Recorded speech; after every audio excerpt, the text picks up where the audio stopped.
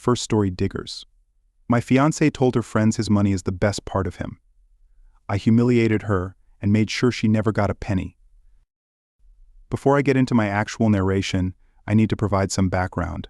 I am 29 years old now, with an MBA and a very cushy position in my father's company. I know this makes me sound like some kind of snobby rich kid, but hear me out. Growing up, we really weren't doing well. We struggled a lot, and the family was in serious debt. I was young at the time, so I don't know every single detail, but my dad made a very risky loan using our house as collateral, the only thing of value that we owned since it was his grandfather's house. That loan was what helped him start up his business, and despite a rocky start, things have gotten so good. It wasn't fun when it was happening, but looking back, I'm very grateful that I wasn't born with a silver spoon in my mouth. Personally, I think it made me more down to earth, and it also helped me appreciate the value of hard work. It was part of what inspired me to go out and get an MBA, because I wanted to add value to what my father had built, so as much as the son in his father's company. Makes me sound like an untalented brat benefiting from nepotism. I'll admit I am, to some degree, but I know I'm there on merit at the same time. I've worked hard and put in my own effort to help the company grow. Because of this, my family is now pretty well off, and so am I on a personal level. Because of this, I've become very financially sensible, since I know we haven't always had this money, so it's a big blessing. I've been very cautious when it comes to relationships because I personally feel that you have to make a lot of effort to find people who aren't shallow. And with my money, I think it's just a little bit tougher to know who is there for you and not your bank account. In my mid-20s, when things had really gone into full throttle, I dated a lot. I mean, a lot of them didn't go past the first date. I'd probably say that I only went on a third date a handful of times. I could probably count the number on one hand. Anyway, it was about 1.5 years ago that I met someone, and honestly, she was gorgeous. I saw her smile and I had to go and say hi to her. I found out that her name was Brianna, not her real name for obvious reasons, and that she was a nurse. I think that made me find her even more attractive because it's a profession that I really respect. I asked her for her number right there, and that was how things between us started. I've always been very cautious in relationships. When I start one, it's with the aim of going the distance. I always try to see whether I can see my wife in someone before I even take things seriously. I think that's why I always try to make sure that my money is, at most, 1/4 of the reason someone is with me. It'd be stupid for me to assume it doesn't make me more of a catch to women, but I don't want to find myself in a relationship with anyone who considers that to be the primary reason they're with me. I honestly didn't see any gold digger behavior with Brianna. She was smart, amazing to talk with, funny, and she just brought everything that I wanted to the table. So, years and some months after we met, I popped the question to her, and she said yes. As we speak, Brianna is my fiancée, and it made me extremely happy when she agreed to spend the rest of her life with me. Now, I'm getting to the point of this whole thing, but before I get there, there was one major event that sort of soured me, and I think it's worth mentioning here. Obviously, she got to know more about the full extent of my family's finances when we got closer and closer. She knew my family wasn't poor, and we were doing well. A few months after the proposal, I brought up the idea of a prenup to her. Honestly, it seemed like a very reasonable discussion to have, but she apparently didn't think so. She flipped out at me. According to her, me suggesting a prenup to her was bad in 2 ways. The first was that it seemed to her that I didn't believe that our relationship was going to go the distance. Obviously, that's not the case, but even if I give 110% in the marriage, and she wakes up one day and decides she's done, I can't do anything about that. The second reason was that it meant I didn't trust her not to try and rob me blind in the event that things didn't work out how we wanted. That's the summary of it, but we ended up going back and forth for a full hour, going to sleep mad at each other. After spending the entire night deliberating about it, I let her know that it wasn't going to be necessary. Yes, I know that was very stupid, but I love her immensely, so I chose to let it slide because I didn't want the prenup to be the reason why we fell apart. Things got better between us quite soon after that. Now, this is the point where I really need third parties to tell me what to do. One of my fiancé's colleagues was having a barbecue, and she invited me to go along with her. I decided it would be a good chance for me to meet some of the people she worked with, since she mentioned them pretty frequently. When I got there, everyone was nice to me, and it was a good time, honestly. I met a bunch of the nurses who worked alongside her on most shifts as well. At one point, I was outside chatting about sports and socks with the men. I knew she was inside gossiping with her girls, which was fine. At one point, I needed to go take a piss, so I headed back into the house through the back door. Now, I don't know how to describe it, but the back door led into a hallway, which ended in the living room. Standing at the back door, you wouldn't be able to see anyone sitting in the living room, at least not until you turned the corner. It was as I was heading to the bathroom that I heard my fiancé's voice and some others, and from the first sentence, it was so clear that I was the topic of conversation. It started with him talking about how well I dressed, but that seemed to naturally transition into how expensive I dress. Then, my money came up. The girls were talking about how lucky she was to get someone with money, a lot of chirping and giggling, and then I heard my fiancé something that felt like a punch in the gut. He has a lot of money, and honestly his money is the best part of him by far. That was followed by a lot of giggling and laughing. She even added he asked for a prenup. I said no, of course. I have to be able to cash out if things hit the rocks. Then there was a lot more laughing. At that point I left and went back out of the house. I honestly didn't find myself needing to use the bathroom anymore. We went back home, and she noticed something was up with me, but I didn't tell her what it was until she went to bed. This happened a few days ago, and at this point I don't know what to do. She's a great person, and I love her a lot, but I'm fighting a battle with myself trying to figure out whether I should let it pass as stupid female gossip that she was leaning a bit too far into, or whether this was worth canceling everything that we planned towards the wedding and kicking her out of the house. Honestly, I don't know what to do. My mind is telling me to end things, because this was exactly what I never wanted: somebody who values my money way too much. A few days ago she was the perfect woman to me, and I hate how quickly that all changed. My heart is telling me to talk to her about it, but honestly, I can't figure it out. I appreciate all and any advice. I'm seeing a lot of people saying that I should never have compromised on the prenup. I should have just ended things right there. A lot of you said it in unnecessarily harsh ways, but I've got thick skin. If I had another chance, I might not have done things differently, but I do agree that I would give someone else the same advice a lot of you are giving me here. I should have actually stood my ground on that, because even if I do decide to stay with her, the comment I overheard makes me realize how important a prenup is with her. I'm inclined to agree with the comments saying that I should simply end things right now, instead of taking the risk with somebody who has shown that my money is a primary interest of theirs. The only thing is, I feel like the best case scenario might be for me to talk over the prenup with her again. I know that would safeguard me, but not necessarily make her less interested in my money. But isn't it natural that someone would appreciate someone who has a good amount of money? Okay, I've had a lot of sense talked into me. I'm still going to have the prenup discussion to see what she's going to say, but I'm ready to pull the trigger on ending things. I love Brianna a lot, so it's a lot easier said than done for me to let her go. I want to know that I gave things a chance. The joys of romance, where even the most solid relationship can hit a financial pothole. It's like driving a Ferrari straight into a speed bump, jarring and potentially catastrophic for your wallet. But you're not op. For every dark cloud, there's a silver lining, or, in your case, a prenuptial agreement. It's the modern-day equivalent of Cupid's arrow, ensuring that even if love flies out the window, your assets stay firmly in your bank account. And let's not forget your fiancé's candid commentary on your net worth.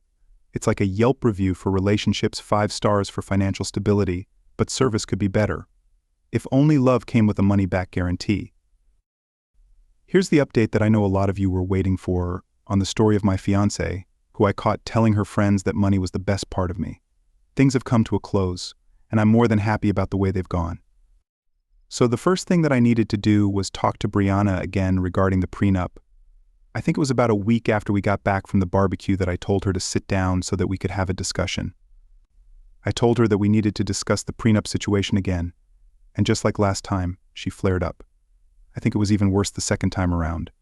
She went on again about how it was just a sign that I didn't trust her, and that I wasn't rooting for the relationship to work. I tried to shift things to how it was more about protecting my father's hard work. I own a sizable chunk of his company than myself, but she wasn't having it.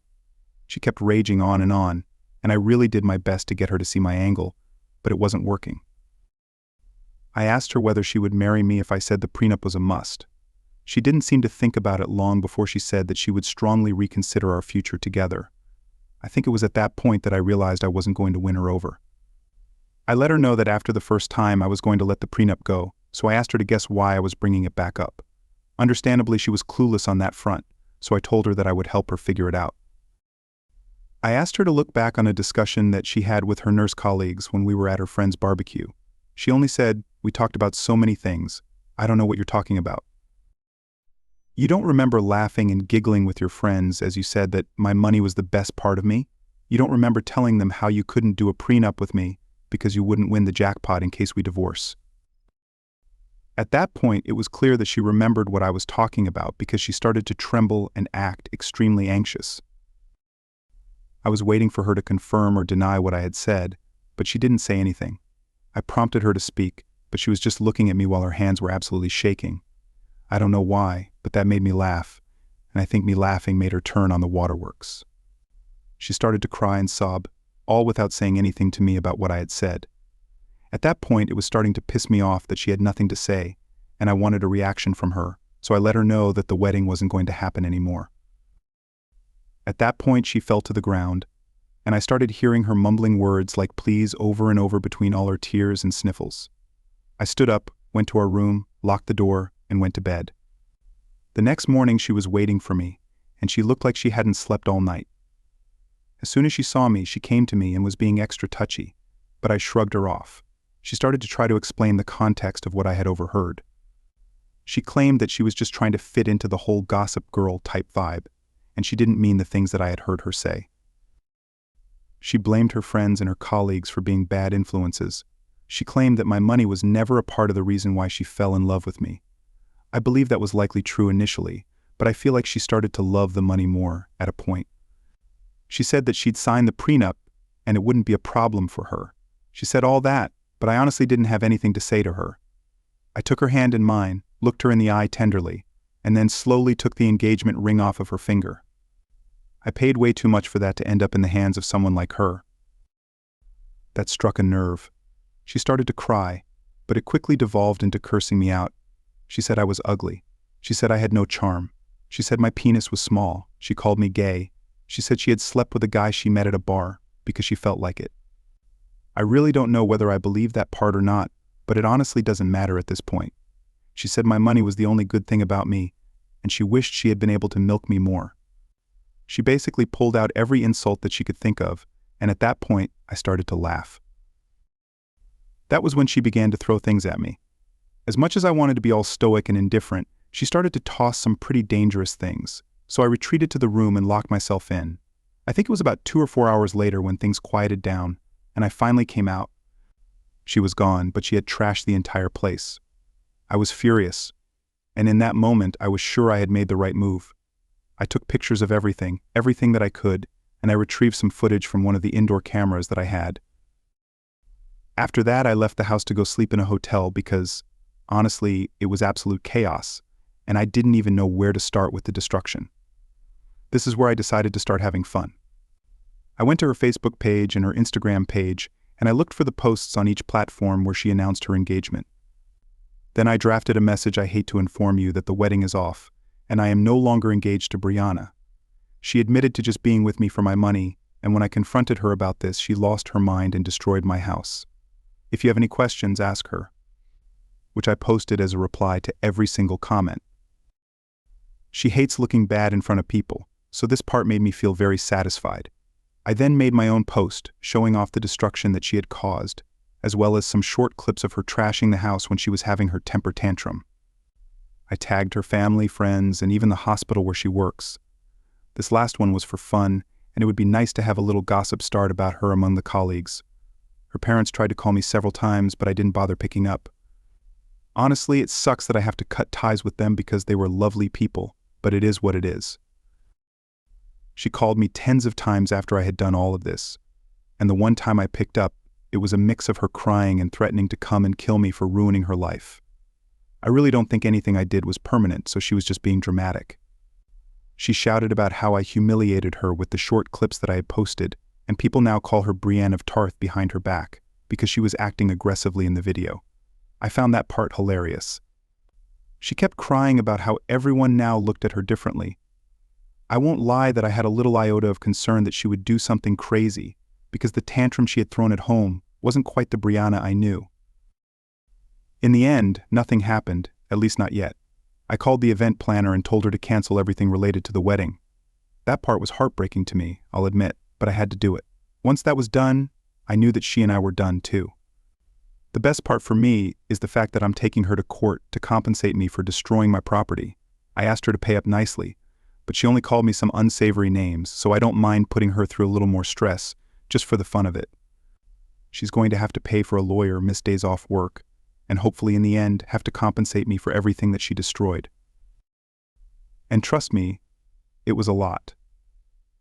As for now, this is still pending, but I have the recording of her being a bull in a china shop, and I've spoken to my lawyer, so there really isn't anything to worry about. She won't be slipping out of this one. There's still a little bit of hurt in my heart, considering that something I really had my hopes on isn't going to work, but I'm glad I found out about the way she saw me sooner rather than later. I prefer the pain now instead of a lot more pain down the line. Much later anyway, a big thank you to all of you for helping me out, especially with my previous post. I'll be reading all of your comments here, so let me know what you think of how I got back at her.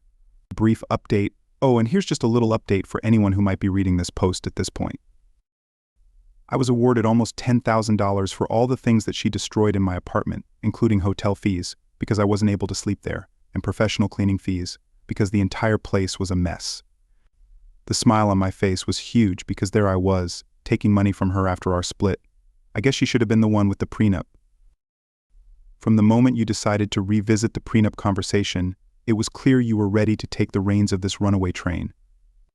And when Brianna showed her true colors, well, let's just say you handled the situation with the finesse of a seasoned diplomat or a strategist, depending on how you look at it. Your decision to call off the wedding and air out the dirty laundry on social media was a bold move, my friend, but one that seemed to bring you a sense of closure and, dare I say, a hefty reimbursement for the chaos left in Brianna's wake. And let's not forget your impeccable sense of timing, dropping the bombshell about the canceled wedding while she's dealing with the fallout of her impromptu demolition derby. That's what I call a masterstroke. But perhaps the most satisfying part of this whole ordeal, the sweet taste of justice, served piping hot in the form of a nearly $10,000 settlement. It's like the universe saying, hey op, here's a little something for your troubles. While your heart may still be on the mend, your wallet is looking pretty healthy there, op. All the best. What do you think of prenups? What would you have done? Thank you for joining us today on RAW Confession. Be sure to like and subscribe and hit the notification bell so you don't miss out on our next video. See you next time.